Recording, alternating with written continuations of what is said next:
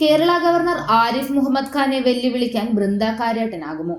നേരെ പോയി BJP ടിക്കറ്റിൽ മത്സരിക്കണമെന്ന് വെല്ലുവിളിച്ച CPM പോളിറ്റ് ബ്യൂറോ അംഗം ബൃന്ദ കാരാട്ടിന് മറുപടിയുമായി ഗവർണർ ആരിഫ് മുഹമ്മദ് ഖാൻ രംഗത്ത് വന്നിരിക്കുകയാണ്.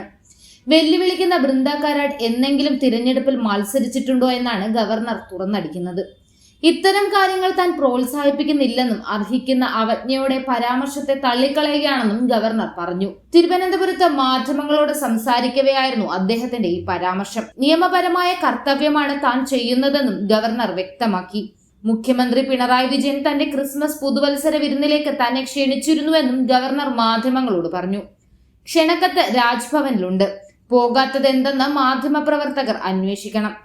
ഇത്തരം കാര്യങ്ങളിൽ മറുപടി പറയാൻ താല്പര്യമില്ല. തന്നോട് ചോദിക്കുന്നത് പോലെ മുഖ്യമന്ത്രിയോടും കാര്യങ്ങൾ ചോദിക്കണമെന്നും അദ്ദേഹം പറഞ്ഞു.